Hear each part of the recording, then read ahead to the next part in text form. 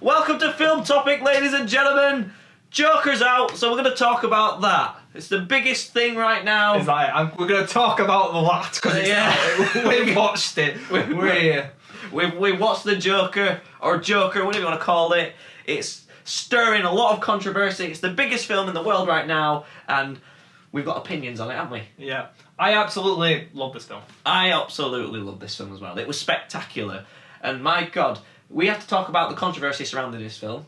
Have you heard about all the controversy? I actually haven't heard about the controversy. You haven't heard about the controversy? No. My God, mate. People think this film shouldn't exist because they think that it glorifies...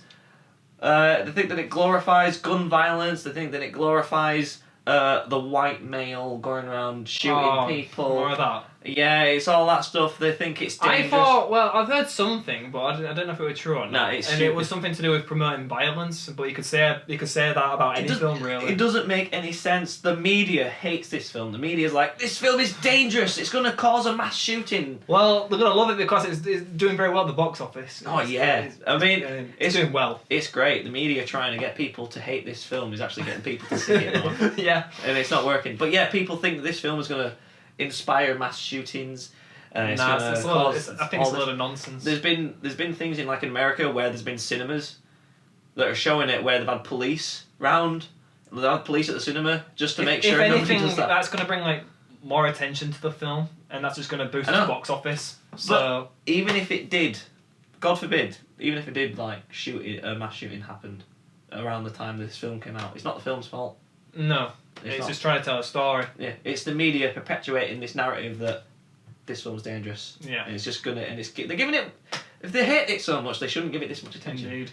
So this film is not like an action movie, is it? No, it's completely, as you said, it's more to do with the Joker's psyche. This is a completely different kind of comic book movie, as everybody says. It's more. It's not even really a comic book movie. It's like a psychological thriller. Character piece. It gets in your head because you just don't know what is real. Like there's some scenes in it. You just did that happen? Is this real or is it fake? You don't know. You have to watch it a couple times to understand, don't you? I know. I've seen it 3 times. I've only seen it once, but this kid's seen it 3 times. I've seen it 3 times. What have you made out from it? What scenes do you think is real or fake then? I don't know. It's like, this is going to be one of them films now for the rest of the days where people are going to be constantly debating on what's real, what happened. A constant ponder. Yeah. Is he an arc? Did he just imagine it all at the end? Was it all just was it all a memory?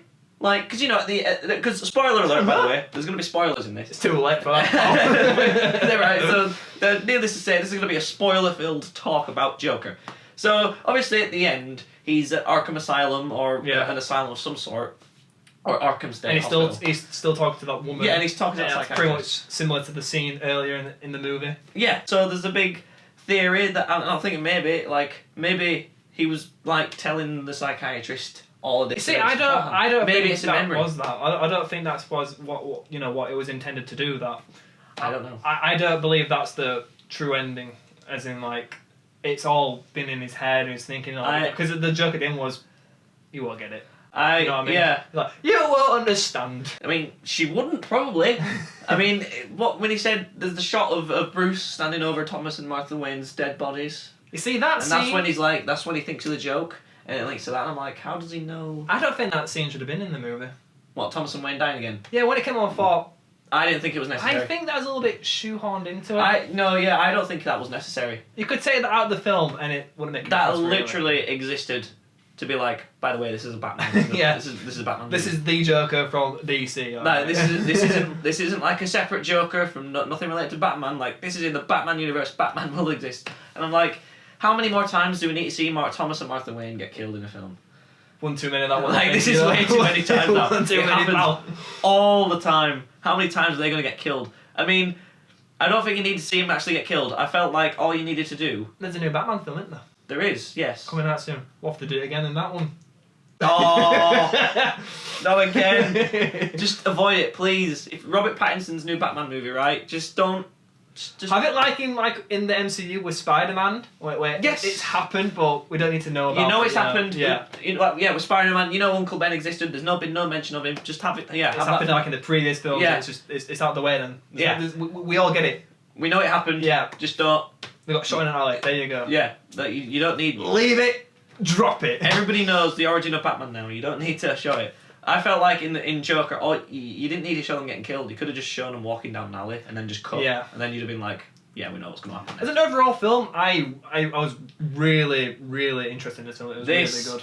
This is a gorgeous movie. Yeah. It's dirty when it looks disgusting and grimy, which is the point, especially in like the early stages of the film when Arthur is going through, when Arthur's living his worst life. You say it's so gritty and stuff, but the cinematography is beautiful. The cinematography is so beautiful. It's shitty gritty. Shitty gritty. It's shitty gritty. It's shitty gritty. You heard it first here, ladies and gentlemen. And super spectacular cinematography. Wow. That was a mouthful, wasn't it? Yeah, I think it's absolutely brilliant. Like the shot coming down the stairs, the landscapes. I think it's there's so many artistic choices. Yeah. Stylistic. When you study filmmaking at university for 3 years, the people are constantly like, what does this shot mean? There's a metaphor behind every shot. But this film's a bit too confusing for that. I mean, I don't look at films like that. I just like to be like, I'll take it for what it is. Like, oh, that's happening. I don't think of any metaphors. But in this film in particular, there are times like at the start of the film, when he's just Arthur Fleck going through his. See, I think there's too much Arthur Fleck. You think I think it's a bit too much. I don't think there's too much Arthur Fleck. I think it's just we only get Joker himself for like 20 minutes of the film. That's when I proper start really loving the film. And don't get me wrong, like that is the cake of the the cake in the movie. That's my favourite part of the movie is as soon as he puts on the makeup and he becomes Joker. When he ain't got like in that scene, he doesn't have the full makeup on. He's just got just his white makeup. That is menacing. And he starts brutally. Did he have scissors? Scissors, yeah. He got scissors. Stabbing him, shanking him. Oh my god, that was an epic. He stabbed. What was his name? Randall, I think his name was. Randall. That is Randall, but that is like the twisting point of the character. That shot of him. There's a shot of him like in that scene, where he's just got the white makeup on and none of the clown stuff.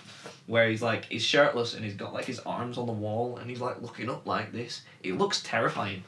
It looks so unsettling. He's so skinny as well. I know. He's so brittle, bony. It's his ribs, man. It's his ribs. But that's the thing. The build up to him becoming the Joker is great. I just think there's a little bit too much because when it gets to it's about 2 hours on this movie, isn't it? Yeah, it's about 2 hours. And they say it's 20 minutes, an hour and 40. Would you say he becomes the Joker? I'll say yeah. Logically speaking.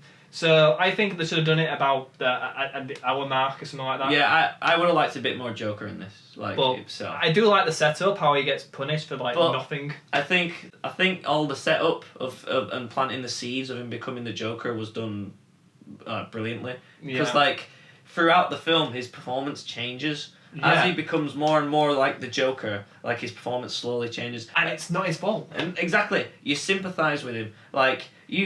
Gotham is dirty in this film. This is the best representation of Gotham I think we've ever had in a film.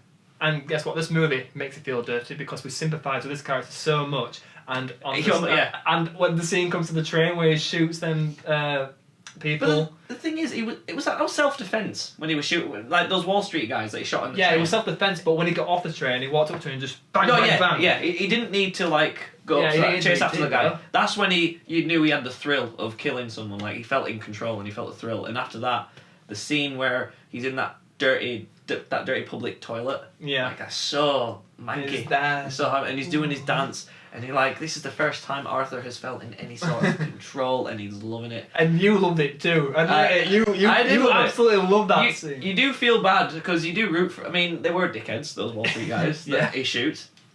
But you do sort of feel sorry for Arthur in this film because here's the thing: it takes a lot of inspiration from The Killing Joke. And you've read The Killing Joke. Have you watched The Killing Joke? I've read the comic and I have watched the film. Because the thing is, what I like about this compared to The Killing Joke, in The Killing Joke, the Joker's origin is he's like a normal guy. Yeah. And he just has one really bad day. Really bad day, which then sends him over the edge, and that's how he becomes the Joker. So he's normal up until that Red Hood thing, and he just has a really bad day, and he just snaps and becomes the Joker.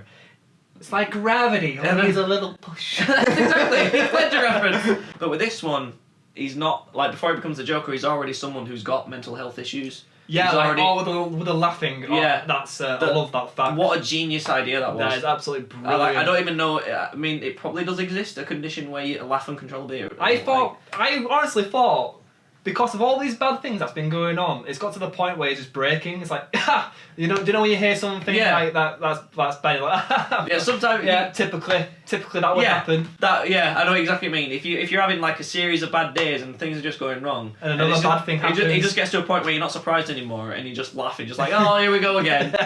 Yeah, but that was a genius idea. Yeah, and I like the fact that like all that Arthur Fleck has had is bad days. Yeah, all his entire life, all he's had is bad days, and he's already got mental illness. Yeah, and that it makes you sympathise with, because this film is a commentary on mental illness as well as like today's society and like. Yeah, I think it all links in rather well. It really does, and we haven't really talked about Joaquin Phoenix as a performer. Well, all I'll say is bloody amazing. He is absolutely brilliant. He is so good in this film. He is so good in this film. He is menacing at the right points. Yeah. He's sympathetic at the right points. Yeah. Honestly, especially the scene where he's about to do the stand-up show. Yeah. I felt so bad for him. Cracking out laughing. I felt like that. He's like, seriously, I felt so bad for him. And I remember in the build-up to that scene, when he's backstage and you see the guy who's telling the jokes about, the guy he's talking about, women see sex, look at having sex with a guy in like a car or whatever.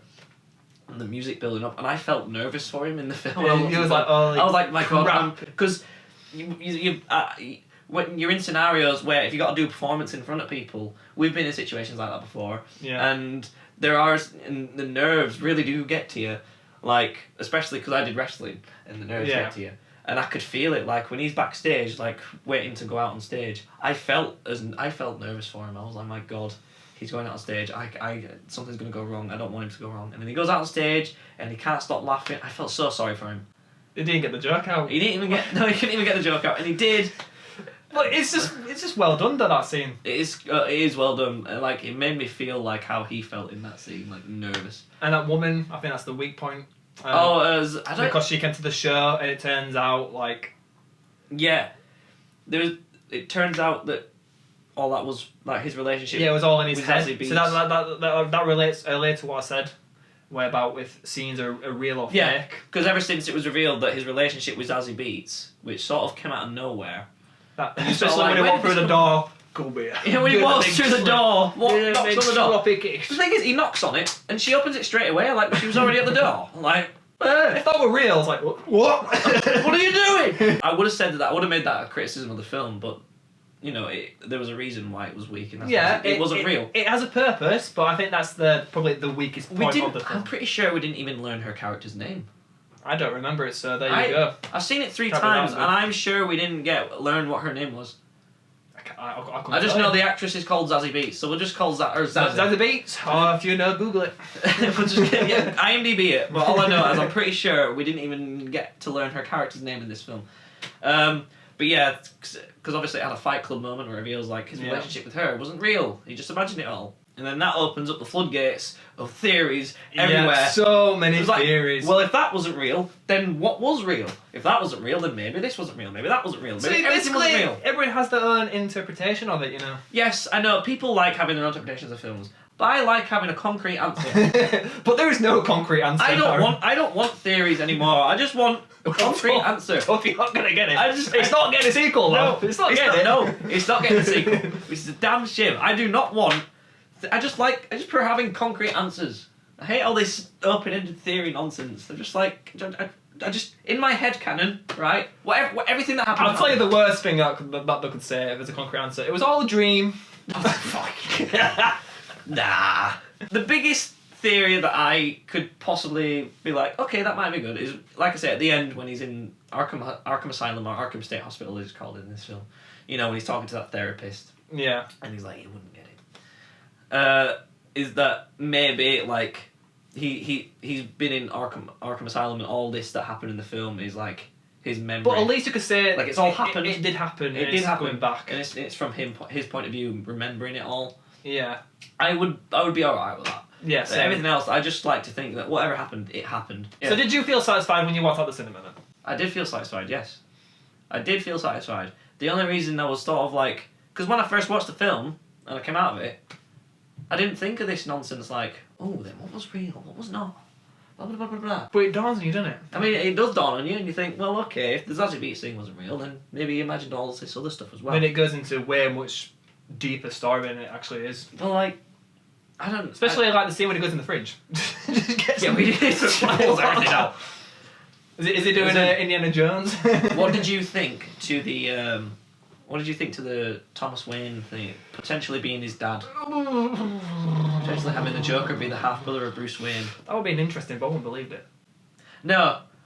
When it was initially like revealed that like, oh, Thomas Wayne is Arthur's dad, and he's gonna be the half brother of Bruce Wayne. I was like, I thought that's a bit far fetched. It is. I was like, when it was revealed, I was like, that's not real. There's gonna be something playing out here. That can't be right. You could sort of see it coming, really. Yeah, like I thought they wouldn't go that far. No, I don't think that they would change it up that much. And the actor who plays him, Thomas, yeah, brilliant. He was. And you really get Robert De Niro play? Murray Franklin. Murray, that's his name. Murray Franklin. Murray Franklin. I want absolutely brilliant. I want to talk about that scene event soon. All right, we'll talk about it after then. Thomas Wayne in this film, like because I've seen it 3 times. Every time I watch it, like I forget how little he's actually in the film. He's got like he's always mentioned. He's always mentioned, and he's not actually in the film that much. But like, every time I come out of the film, I always remember him being in it more than he actually was. I think it's just because he did such a good job. But the thing is, we got such a different version of Thomas Wayne in this. He's a bit of a prick. He is. He's a prick. Like, he's got good intentions. Like, he wants to run for mayor of Gotham to, like, you know, help everybody out of poverty. He belts Arthur in the face. He just punches Arthur in the face. I'm like, what? No need for that. You know he's mentally ill. You know that his mum... Don't touch my kid. He's like, touch my kid again, I'll fucking kill you. Jesus, Thomas. It gives you a really different perspective on Thomas Wayne. Because it made me think, like, okay, so Thomas Wayne in Batman Begins, you know, we get the origin of Batman in Batman Begins. Yeah. He's really nice in that. Yeah. Thomas Wayne is so likeable. He's so nice to Bruce. You know, he says, why do we fall, Bruce? So we can pick ourselves back up. You're like, Thomas Wayne is such a pleasant man. But then after watching this and seeing him as such a prick, and I was thinking like, oh, actually, yeah, he's going to be nice to Bruce because obviously we see it from Bruce's perspective. Yeah. But maybe that Bruce Wayne... to the rest of Gotham. But maybe to the rest of Gotham, this Bruce Wayne was a prick as well. Yeah. And it made me think, shit. It's a whole new side of the character. It made me think completely differently. It's brilliant because this is so original. We've never seen this before. I know, exactly. It's really... That's probably why you come out thinking more like that's what I mean, yeah. Like he's in the film. Obviously, it's not entertaining. Obviously, he's so likeable in Batman Begins and stuff because it's from Bruce's perspective. And it's his son, so obviously he's going to be nice to him and say all this nice stuff to him. But to other people, he might not... He won't be that nice, will he? He's a rich guy. He'll probably... Thomas Wayne in like Batman Begins will probably act exactly like Thomas Wayne did in this towards other people, like a prick. And I was like, shit, you've made me maybe dislike other Bruce Wayne, Thomas Wayne now. So yeah, Thomas Wayne, fucking brilliant. So let's talk about the scene that makes this movie. Because as much as I like this movie, when I think back and why I love it, I just think of... Is it? Anything from me on this point. Murray. It's obviously the talk show scene. Yeah. It was obviously going to be the talk show. It's a bit out of the blue though when he gets the call. I mean, yeah. I mean, you could think there is some logical issues. You could feel like, how did she get his number? Yeah. What? How? Okay. Yeah, you just don't know how. You know, it's out of the blue, but then again, it's like when you're watching this film, it's like, how's this gonna end? And you're feeling, you know, he's been practicing his dances, he's getting ready to come out on the show. And I thought when he got the gun and he did that, I thought he was gonna pop himself. Did you actually think he was gonna kill himself? I was thinking, is this the film going in that direction? I thought maybe it could, but maybe something will happen on the show. Because there's that scene I really like as well. Before he starts putting the makeup on, when he's starting to practice how you know, he's watching on the Murray Franklin on the TV and he's trying to practice how a confident person would come on stage and stuff. Yeah. And he's trying to plan out how he's going to shoot himself on telly. I was thinking I never. Is that joke in that book as well? That ending joke that's been in there from the start. So I hope my death makes more sense than my life, was it something like that? Yeah, and that's been there since the very beginning. So I was thinking maybe it might plan out like this. So at one point I was convinced that. Did you think he actually was going to kill himself? It was at one point, but then as he gets into the conversation with Murray, and I thought, well, okay, something big's going to happen. I think the moment he decided he wasn't going to shoot himself, he was just going to kill Murray, was the moment where. Before Murray brings him out on stage and he's like stood with a cigarette like this, you know, behind the curtains, and he's looking at the TV really intensely. He does a lot of smoking, doesn't he? That's all. I'm pretty sure. Like, joke of the film. I'm pretty sure. Honestly, I'm pretty sure that like there are 2 shots in this film where he doesn't have a cigarette. But yeah, I think that's the moment because Murray's taking the piss out of him a bit before he comes out. And I think he's where he's looking. I think that's when he decided, like, I'm just going to take out Murray. He came out so confidently doing that. He did, doing swings. his stance. Oh, I'm gonna. Yeah, he's coming out. He's coming out swinging. Okay, that didn't work. Spinning it. Spin, yes. Yeah. He's coming out spinning. He came out spinning like this. Yeah. He came out like that. He was so confident. And in this film, he's not a confident bloke, is he? No, not until he puts the makeup on. Yeah. He's not confident. I He's like walked that. all over society. But then when he puts the makeup on, he feels confident and he becomes himself. Is it in his head? Oh, don't do no! It's not in his head. Everything happened. It's not in his head. Was that a fake scene? He did go on the Murray show. Was it He a did- fantasise? No, he did Did he kill Murray. fantasise it? Oh, don't do this to me. But yeah, he came out and he gave out a good speech. Yes, it's in terms of the story that is. Of course, we're not talking about. It's not good to tell the awful jokes.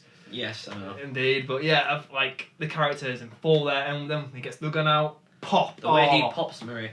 And I actually really like the interaction in this because it's, it's... Arthur is like, you're not supposed to like him at this point, and you don't. No. You don't agree with anything that he's done. At This this is what I point. mean. You feel so dirty. You do feel really bad, but like... But that's what the film is going for. It wants you to feel that way. It is true to a point that like stuff in society does push people over the edge, and people who do have mental illness are prone to just be pushed to do bad things because of other people, because of external sources. So this film tackles that, but like everything that Arthur says, and I actually like that because I think Robert De Niro is really good in this. So yeah, on air when Murray Franklin, I like the fact that he, even after Arthur or Joker at this point, he's Joker now. Let's just refer to him as Joker because here and there he is the Joker. It's because he called Arthur so much in the film, I just got it in my head. So Joker reveals that he killed the 3 Wall Street guys. You know, and I didn't expect that. No, but it makes sense though he do that. The Joker would do that. And, all these people watching it live and stuff. I think that's that's a good time to say it. I like the fact that Murray just continues to question him. Yeah, he stays on the air and he's like, oh, why'd you do that? Do you think that was good? Did you? Huh? It's like, you're making excuses, so much self-pity. You're making excuses for killing those 3 boys and blah blah blah blah. And I just Joker in that moment. This is gonna go down as one of the most iconic Joker moments. One of the most iconic Joker scenes. Yeah, in film history. Indeed. It's gonna be up there with like most of Heath. And it creates a chaos outside. The moments just before he shoots Murray, right? The music, the build up when he's about to it's such a good score in this film. The soundtrack of this film is so good, and in that moment in particular, it's just building up. It's like massive drums just building up to the moment as he's shouting, and then he just pulls out the gun out of nowhere and just shoots Murray. And the way Murray just goes by like that, it's done so amazingly. Like Robert De Niro, I gotta give props to Robert De Niro. For such a small role, he absolutely nailed it right on the head. It was absolutely brilliant. And the way he just goes straight back and then splat. Could have got whiplash, he could have got whiplash. I wouldn't be surprised if in that shot Robert De Niro got whiplash because he did it so good, where he just shoots back. But honestly, that moment is just just like the film. Overall, magnificente. We say a spectacular film. I mean, I would say a spectacular movie, and I just want to say what my favourite shot is. Right. Well, okay. The bit where after he's in the police car and the ambulance crashes into him, and they all bring him out, and he stands on top of the car. Everybody's favourite scene. And my God, I got chills in the shot where he gets all the blood from his mouth. And he goes like this, and he makes the Joker smile. And I was like, that was the most iconic shot ever. Yeah. I was like, that is the best shot It's in the movie. stunning. It's iconic. So in character. I just love that shot so much. He's just embracing it. He's just embracing everybody around him, and people are going to be like, but were those people really there? Did he imagine that as well? Can you imagine the blood? Was there crash? Was that really there? Did he imagine it all? Was the makeup real? Who knows? Yeah. Like his suit though. I can't believe I'm talking about his suit. It's just... the actual Joker look. Woo! I remember when I first saw that reveal of the teaser, I was like, it doesn't really look like Joker. Yeah, because of the red nose and stuff. It's the red nose, the blue eyebrow thing. It fits actually to what the story is and how it is. Like he goes on the streets. It works really well. It works really well. It looks great. I'm used to it now. It was the same thing with Jared Leto's Joker reveal. I didn't like that initially. Pretty much the same thing, really. When people go over and see new pictures and stuff, it's like, oh, I don't like that. Then they'll watch it. It's the best thing ever. It's exactly brilliant. I think the same thing happened with Heath Ledger's Joker as well. I think when pictures of him first came out, people were like, he looks crap. I remember it all over YouTube. People having their own videos and pictures all over social media with their makeup on. The versions of the green Joker. Yeah. But yeah, this film was. It was something. It was. I thought it was amazing, spectacular. One of the best films I've seen all year. I mean, I haven't actually seen that many films this year, but this film didn't disappoint. It was one of my most anticipated movies of the year. Film of the year? Not film of the year, no. Ooh, what tops it then? What do you think? Not gonna say. What do you think my film of the year is? Come on. Spider-Man. No. Really? No. What? Avengers Endgame. Come on. Where does Joaquin Phoenix rank in the movie Jokers for you? You see, it always changes because sometimes I like to watch the old classic Batman with Jack Nick, and he goes above Heath Ledger because Heath Ledger's been my favourite for a long time, and it just switches. The one that stays at the bottom of, honestly, I forgot his name. Jared Leto. Actually, yeah, Cesar Romero. Cesar Romero. From the Adam West ones. Yeah, obviously, them two at the bottom. I tried to like Jared Leto, but I really like. He's just shit. No, I really like. I think, in my opinion, it's just a bag of balls. Jared Leto deserves another chance. He was dealt a shit hand. Get a close to my face right now, son. It's a bag of balls. It is bad. Leave Jared alone. It suits the gangster look, but no, it's terrible. He should have done it. It was a mistake. Oh, in fact, it was a mistake of me trying to like it. He deserves another chance. I convinced myself to like it. Didn't work. But yeah, so it's more or less between Heath Ledger or Joaquin Phoenix. I always say between those two. Yeah, he's got his peculiar name. Joaquin. Yeah, no. I used to call him Jacquin because it's like Jacquin. Because that's how it's spelled, like Jacquin. So Mr. Walker or Mr. Ledger, you see right now it is Mr. It is Mr. Phoenix right now because obviously we just come out Mr. Phoenix. Yeah, we just recently come out of the cinema and watched it. So yeah, Joaquin Phoenix is definitely number one right now. I think I still put Heath Ledger just above him. Yeah. I feel like if we got more of him as the actual Joker, because like we said, he was only the Joker for like 20 minutes of the film. Yeah. If he was the Joker for longer, I feel like I could maybe judge better. I can see why. Because obviously it was like 80% of the movie he's Arthur Fleck, and then 20% he's actually. I see why, but because of his performance is so great, and it's just how the ending is just. It's just so up there, and it's just recently. Maybe over time it go down because it always switches. It'll always change, yeah. Yeah, but currently I will say right now, Mr. Phoenix. Are you going to go watch it again? I may very well watch it again. This kid watches the film many times. I love Endgame 6 times, right? 9 times. 9? Oh my god! I saw Endgame 9 times. I saw Spider-Man Far From Home 3 times. Alright, stop talking. And I've seen Joker 3 stop times. talking. Rub it in. All these films that you watched. I love the Joker, what can I say? Yeah, you must like it the least because it's the least times you've been to the cinema. I've been to Spider-Man 1 more than this one. We'll see if you go back and watch it again. We will see. Let's wrap this up. If you did enjoy this video, please give a thumbs up. We've took a laid back approach and let us know what you think to the Joker. Did you like it? Let us know in the comments. Thank you for tuning into this episode of Film Topic, and we'll see you again, whenever that will be. We don't know, but see you later. Goodbye!